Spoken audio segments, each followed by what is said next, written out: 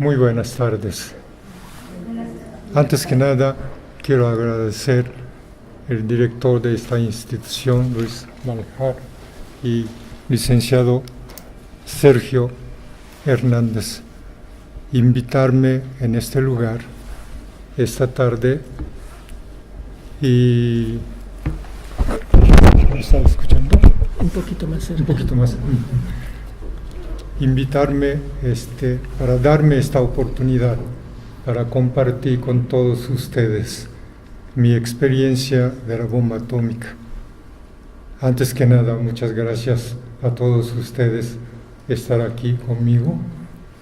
Y para mí es un gran honor esta tarde estar aquí, platicar de mi experiencia de la bomba atómica, porque para nosotros Hibakusha, que quiere decir en japonés sobrevivientes de la bomba atómica, es muy importante poder platicar, compartir nuestra experiencia con toda la persona del mundo para que ninguna persona inocente que no sufra como nosotros sufrimos el sufrimiento de los sobrevivientes.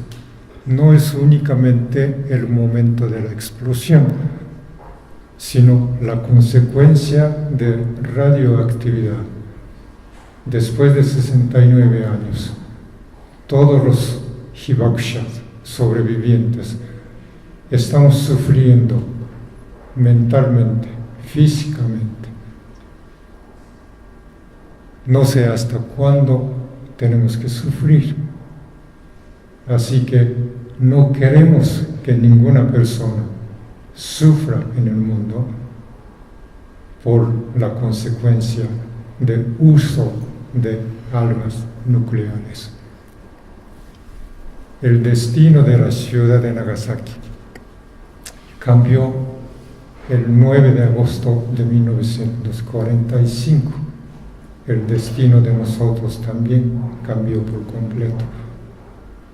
Al principio, el nombre de la ciudad de Nagasaki no estaba en la lista donde van a utilizar bomba atómica.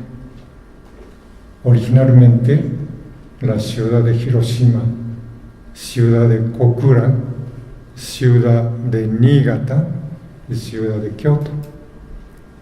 Pero un secretario de guerra que estaba en la comisión donde tomaba decisión, dijo que la ciudad de Kioto no podía tocar. Entonces, insistir tanto de eliminar la ciudad de Kioto, entonces el director del proyecto Manhattan puso el nombre de la ciudad de Nagasaki. Ese día, 9 de agosto de 1945, el avión que despegó llevando el hombre gordo, que pesaba 4.5 toneladas, dirigía a la ciudad de Kokura, no a la ciudad de Nagasaki.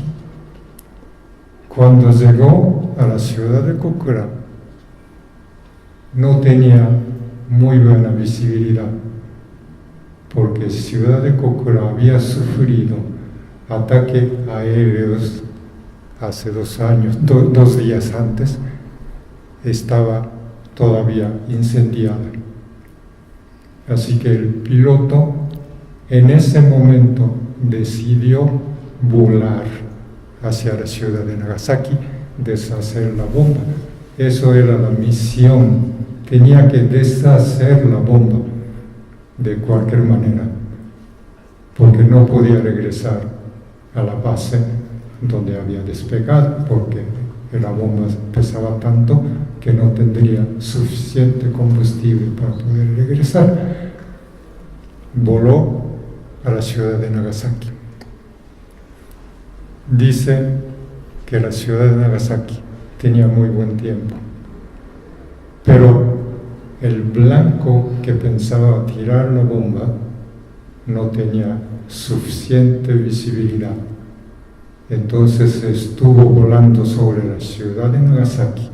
En un momento, cuando la nube despejó y vio abajo una fábrica de armamentos, en ese momento decidió deshacer la bomba. A las 11:02 de la mañana, la bomba explotó. Es la primera vez que utilizó la bomba de plutonio. La bomba de Hiroshima era uranio. Era mucho más potente de lo que había tirado en Hiroshima. Yo tenía 6 años. Estábamos viviendo 2.5 kilómetros de epicentro. Ese día habíamos sufrido como 3 veces la sirena de emergencia. La sirena de emergencia quiere decir que inminente ataques aéreos. Entonces teníamos que refugiar en algún lugar. Pero no había sucedido absolutamente nada. Comúnmente la ciudad de Nagasaki era paso hacia otras ciudades. Así que pasábamos esos días bastante tranquilos. Yo normalmente iba con los niños de misma edad a la montaña cercana para cazar insectos como cigarras y libélulas, porque no teníamos ningún juguete con que entretenernos. Entonces, pero no sé por qué razón yo estaba solo jugando frente a mi casa, cerca de mi madre que estaba preparando la comida de mediodía. Pasó un vecino diciendo: un avión misterioso está volando sobre la ciudad, tenemos que cuidarnos. Entonces mi madre dijo: no creo que va a pasar como de costumbre. Pero en ese momento, una hermana que estaba dentro de la casa vino a decirle a mi madre: mamá, está anunciando en la radio que tenemos que cuidarnos porque está volando un avión. Entonces mi madre me llamó: en caso vamos a entrar al refugio.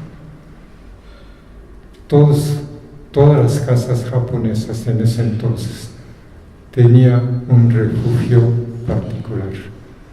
Decir, es un agujerito abajo del piso, por si acaso, en caso de no poder tener suficiente tiempo para ir al refugio de la comunidad en la montaña.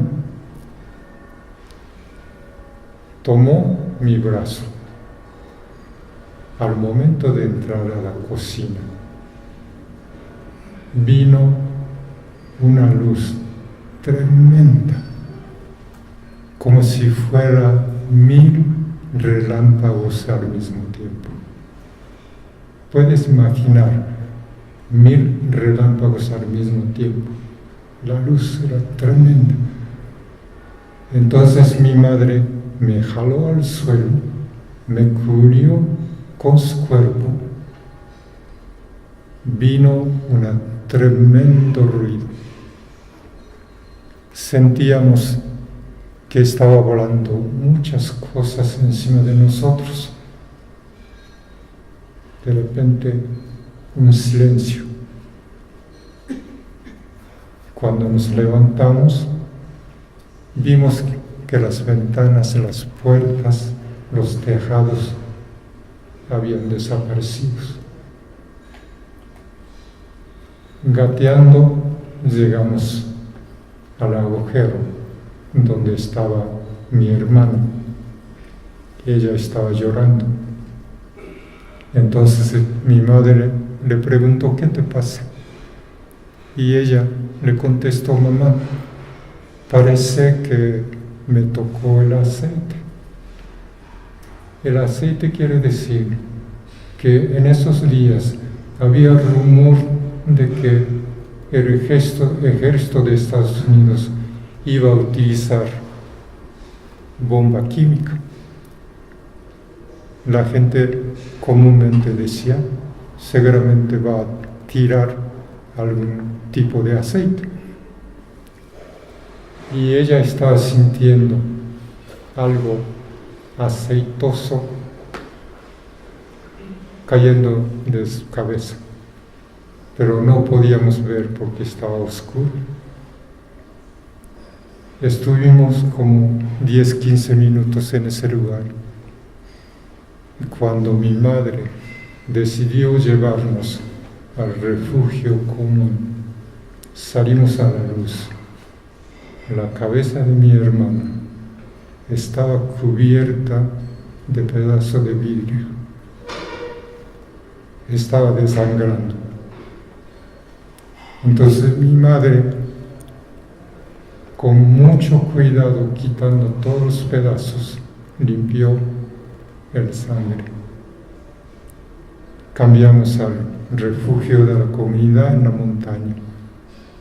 Pero quiero comentar, mi hermana entonces tendría 13 años, pero cuando tenía 5 años le había amputado una pierna por un accidente. Entonces estaba utilizando un prótesis, pero el prótesis de entonces era muy incómodo, sufría mucho, no podía caminar normalmente como la gente normal. Por esa razón ella no podía asistir en la escuela, porque las niñas de esa edad entonces tenía que ir a trabajar en la fábrica de armamentos. Pero ella, como no podía mover como otras niñas, la escuela le había prohibido asistir, así que estaba en la casa. Pero en ese momento ella corrió mucho más rápido que nosotros. Es la primera vez, la última vez que la vi actuar como la gente normal.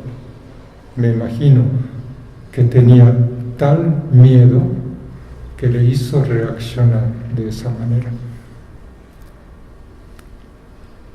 Cuando llegamos al refugio, ya estaba mucha gente, muchos vecinos, y todo el mundo estaba asustado, no sabía qué había pasado.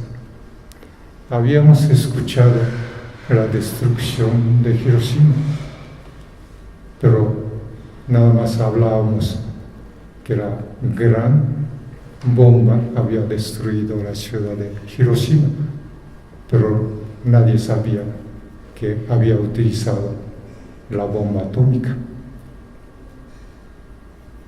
Unos 30 minutos después, regresaron los niños que habían ido a la montaña a cazar insectos. Uno de los niños tenía una quemadura en su espalda, tremenda quemadura. Sufrió tras días, noches, pero no podía hacer absolutamente nada. No había medicamentos, no había médicos, ni había enfermeras. Él murió sufriendo. Su quemadura estaba infectada de gusanos. Sufrimos escuchando ese sufrimiento, pero absolutamente nada que podíamos hacer. De la montaña podíamos observar la ciudad de Nagasaki en llamas. Estaba quemando. Días tras días, nada más en llamas. Pero nosotros nada más observábamos, pero no teníamos ninguna emoción de absolutamente nada. Nada más estábamos observando. Posteriormente vienen más sufrimientos por hambre, porque no teníamos nada que comer, no había nada, estábamos muertos de hambre, pero no podíamos conseguir alimentos de ninguna parte. Y antes de la explosión, la ciudad proporcionaba un poco de alimentos, pero después de la explosión, absolutamente nada. Estábamos realmente muertos de hambre. Entonces, mi madre decidió llevarnos al campo con los parientes, pensando que probablemente en el campo todavía podría haber algo de alimentos.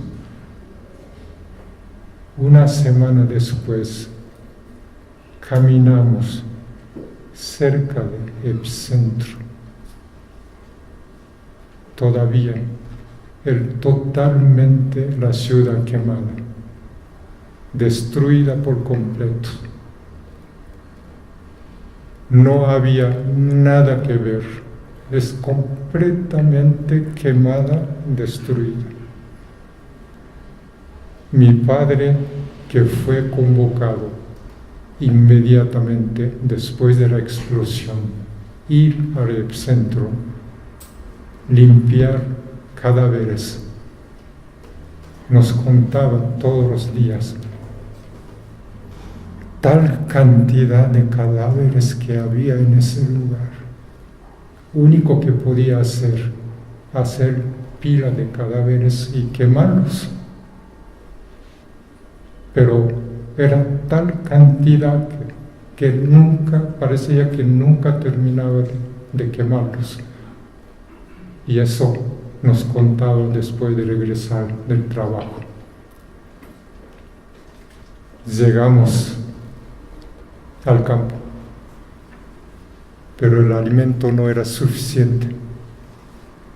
Entonces tuvimos que regresar de nuevo, pasando por cerca del centro. Tratar de restablecer la vida normal, pero era difícil. Teníamos que hacer viajes al campo todos los días para conseguir algo de alimentos. En ese entonces el dinero ya no servía. Tenía que llevar para conseguir algo de alimentos, algo valioso, joyas, kimonos preciosos. Es única manera de conseguir alimentos. En cambio,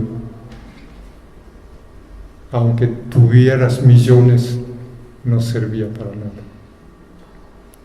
Así que seguíamos con hambre. En la primavera del año próximo, nosotros comenzamos primera educación no militarizada. La educación había sido completamente diferente, pero seguíamos con hambre. Muchos niños no tenían absolutamente nada que comer. Un día recibimos un alimento maravilloso. Digo maravilloso, pero consistía unas galletas leche en polvo, ciruelas pasas. Si digo ahorita, esos alimentos sería, pues no es nada, pero como estábamos muertos de hambre, se nos hacía un alimento glorioso, parecía que había caído del cielo. Entonces preguntamos al maestro, ¿quién nos dio este alimento tan maravilloso? Dijo que viene de soldados norteamericanos. Algunos norteamericanos, soldados norteamericanos que entraron a la ocupación, ellos tampoco sabían de radioactividad que existía en la ciudad de Nagasaki y en la ciudad de Hiroshima. Algunos soldados compartían sus alimentos con nosotros, pero no era todos, no era común. Y en ese momento dijimos, muchas gracias, soldados americanos, darnos este alimento maravilloso. Era realmente glorioso para nosotros. Pero eso era la única oportunidad que probamos algo de alimentos y seguíamos sufriendo de hambre. Cuando terminé el estudio de preparatoria, comencé a trabajar, pero al mismo tiempo me empezó a manifestar la consecuencia de radioactividad. Sufría tremenda hemorragia. Me hicieron muchísimos estudios, pero los médicos no podían decir por qué me estaba pasando. Porque en ese entonces nadie sabía que todos los sobrevivientes sufrimos por radioactividad, tremenda cantidad de radioactividad, pero nadie quería hablar de eso, ni gobierno informaba, porque con la ocupación de Estados Unidos llegaron investigadores, médicos, para investigar qué efecto tuvo la explosión a la gente. Tomaron muchas muestras de sangre, tomaron muchas fotografías, hicieron muchos estudios, pero nunca compartió con el gobierno de Japón. Se lo llevaron todos los informes a los Estados Unidos. Así que no sabíamos absolutamente nada. Pero a partir de 1954, en el atolón de Uluru, el gobierno de Francia hizo una prueba de bomba atómica. Ahí estaban los pescadores japoneses. Uno de los barcos se quedó bañado de cenizas y lluvias negras. Regresaron a Japón, empezaron a morir. Pero antes de eso, muchos sobrevivientes comenzaban a morir sin saber qué estaba pasando. Aparentemente no tenía absolutamente nada, se veía muy sano, pero se moría. Entonces, la gente que no sufrió por la bomba atómica empezaron a discriminar a los sobrevivientes, porque pensaron que los sobrevivientes tenían alguna enfermedad contagiosa. Muchos casos. después de casarse, se enteraba que eran sobrevivientes, lo hacían divorciarse. Muchas mujeres no podían soportar esa discriminación, seleccionaron el camino fácil. Muchos. Cuando comencé a sufrir de esa hemorragia, no podía seguir trabajando. Tenía que cambiar de un trabajo a otro, porque cada 6 meses me sucedía tremenda hemorragia. Me desmayaba en la calle, en el restaurante, en el teatro, o donde sea. No sabía cuándo me podía suceder. Como 2 años después, comencé a tener la salud bastante bien. Comencé a trabajar en el hospital de la bomba atómica en la ciudad de Nagasaki. Vi en ese lugar los sobrevivientes estaban sufriendo, muriendo, mayormente leucemia, cáncer de sangre, y otro tipo de cáncer. Vi en el hospital muchos casos de niños que nacieron con problemas, porque se dice que el momento de la explosión, la mujer sí estaba encinta, tal cantidad de radioactividad, el cerebro del niño deja de crecer. Entonces muchos niños nacieron con la cabeza muy pequeña, muchos niños deformes. Así que mucha gente pensaron que no debía casarse con sobrevivientes.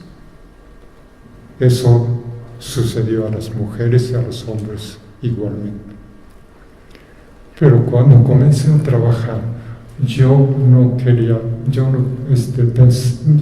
pensar que yo soy sobreviviente de la bomba atómica. No quería, yo creo que inconscientemente no quería aceptar que yo soy sobreviviente. Pero un día, un joven de 20 años más o menos de mi edad, yo compartía con ese joven, porque tenía mismo tipo de sangre, en caso de emergencia, que necesitaba transfusión de sangre, el médico me hablaba que necesito un poco de sangre, si me podrías dar. Y dijo que sí, cuando pude. Un día ese joven amaneció con manchas todo el cuerpo. Murió ese día. Ese momento pensé que ese caso de joven era mi caso. Puede suceder a mí mañana o pasado mañana, no sé cuándo, pero sí, seguro que me va a pasar. Entonces era un sufrimiento de seguir trabajando en el hospital.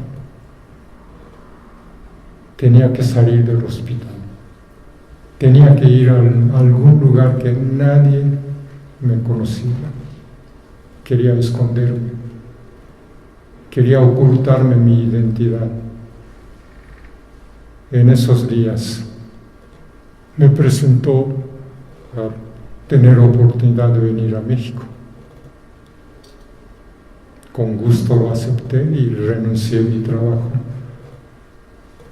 Vine a México en 1968.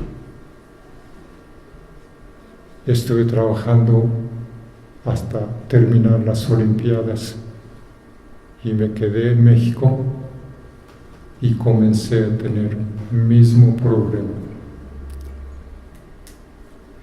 desangramiento. Me desmayaba en cualquier parte de la ciudad.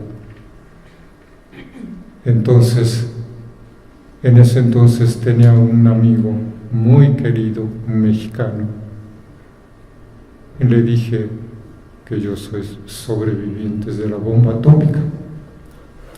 Él me llevó entonces a conocer un médico en la Ciudad de México, pero ese médico dijo, no, es imposible, ya después de tantos años no puede ser que el efecto de radioactividad. Pero le dije a ese amigo, por favor, no vaya a contar a nadie que yo soy sobreviviente de la bomba atómica. Así pasó el tiempo. 1995, el hijo de un amigo mío me habló, oye Yasuaki, no podrás venir a nuestra universidad a dar tu testimonio, la experiencia de la bomba. Le dije, ¿cómo supiste? Me contó mi papá que tuviste esa experiencia, porque 1955 Francia ya había hecho este experimento de la bomba. Entonces, todos los estudiantes estaban muy interesados. Y le dije, no, imposible, no puedo contar. Pero él insistía tanto que le dije que sí, entonces voy. Al principio sufrí mucho, era muy doloroso estar contando la experiencia, porque la memoria se me viene, tengo imagen aquí enfrente. Es cada vez que platico mi experiencia, es un sufrimiento. Pero cuando terminé de platicar, empecé a sentir un alivio. El dolor se me estaba desapareciendo. Entonces dije en ese momento, esta es mi terapia. Tengo que platicar mi experiencia, compartir mi experiencia con la gente. Y además es muy necesario, porque no suceda de nuevo. Y desde entonces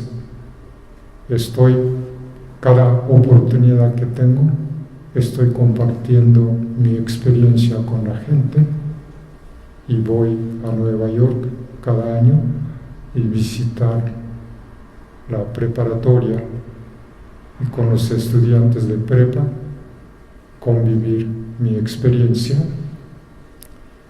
para que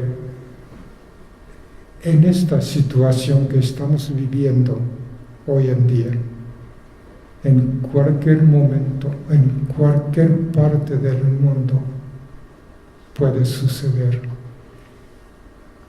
Actualmente se dice que en el mundo más de 17,000 cabezas de armas nucleares, mayormente en Estados Unidos y Rusia. Otros 7 países poseen armas nucleares. En este momento, en este instante, cualquier momento puede ser disparado, ya está listo. Con alguna equivocación puede oprimir algún botón, puede ser disparado. Por lo tanto, nosotros sentimos el inminente peligro que existe en el mundo, y por eso estamos promoviendo total abolición de armas nucleares.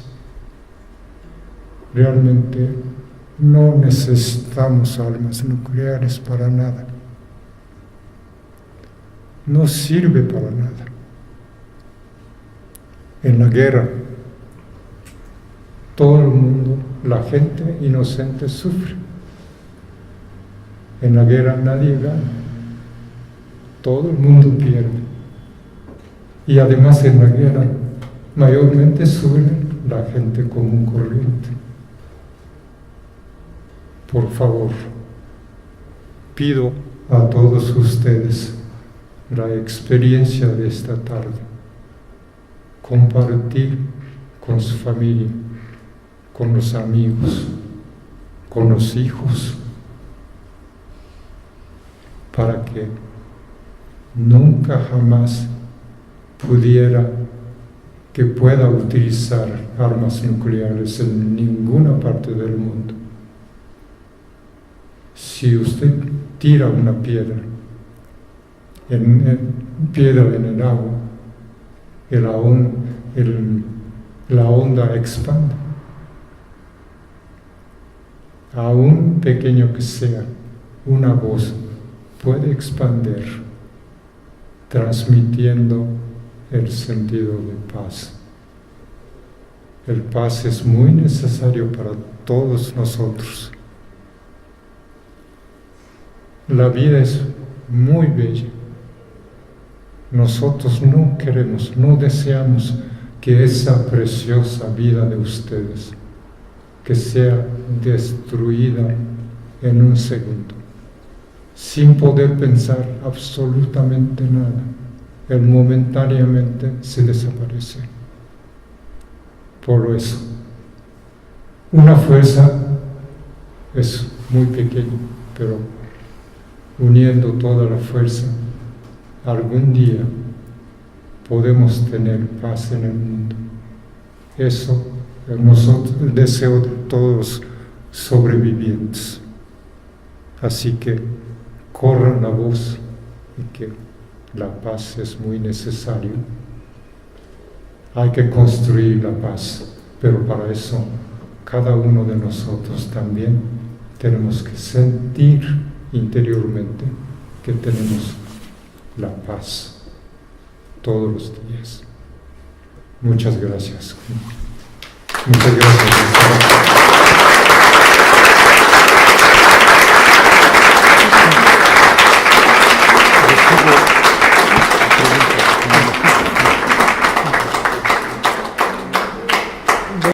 Experiencia de la bomba atómica. Antes que nada, muchas gracias a todos ustedes estar aquí conmigo. Y para mí es un gran honor esta tarde estar aquí, platicar de mi experiencia de la bomba atómica, porque para nosotros, Hibakusha, que quiere decir en japonés sobrevivientes de la bomba atómica, es muy importante poder platicar, compartir nuestra experiencia con toda la persona del mundo para que ninguna persona inocente que no sufra como nosotros sufrimos. El sufrimiento de los sobrevivientes no es únicamente el momento de la explosión, sino la consecuencia de radioactividad. Después de 69 años, todos los hibakushas sobrevivientes estamos sufriendo mentalmente, físicamente. No sé hasta cuándo tenemos que sufrir. Así que no queremos que ninguna persona sufra en el mundo por la consecuencia del uso de armas nucleares. El destino de la ciudad de Nagasaki cambió el 9 de agosto de 1945. El destino de nosotros también cambió por completo. Al principio, el nombre de la ciudad de Nagasaki no estaba en la lista donde van a utilizar bomba atómica. Originalmente, la ciudad de Hiroshima, ciudad de Kokura, ciudad de Niigata y ciudad de Kioto. Pero un secretario de guerra que estaba en la comisión donde tomaba decisión, dijo que la ciudad de Kioto no podía tocar a la ciudad de Nagasaki, deshacer la bomba. Eso era la misión, tenía que deshacer la bomba de cualquier manera, porque no podía regresar a la base donde había despegado, porque la bomba pesaba tanto que no tendría suficiente combustible para poder regresar. Voló a la ciudad de Nagasaki. Dice que la ciudad de Nagasaki tenía muy buen tiempo, pero el blanco que pensaba tirar la bomba no tenía suficiente visibilidad. Entonces estuvo volando sobre la ciudad de Nagasaki. En un momento, cuando la nube despejó y vio abajo una fábrica de armamentos, en ese momento decidió deshacer la bomba. A las 11:02 de la mañana, la bomba explotó. Entonces, insistir tanto de eliminar la ciudad de Kioto, entonces el director del proyecto Manhattan puso el nombre de la ciudad de Nagasaki.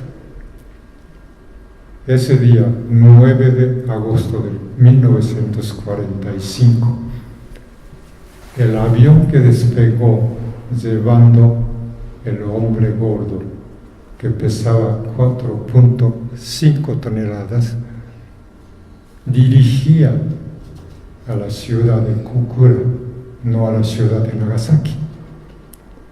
Cuando llegó a la ciudad de Kokura, no tenía muy buena visibilidad, porque la ciudad de Kokura había sufrido ataques aéreos hace 2 años, 2 días antes, estaba todavía incendiada. Así que el piloto en ese momento decidió volar.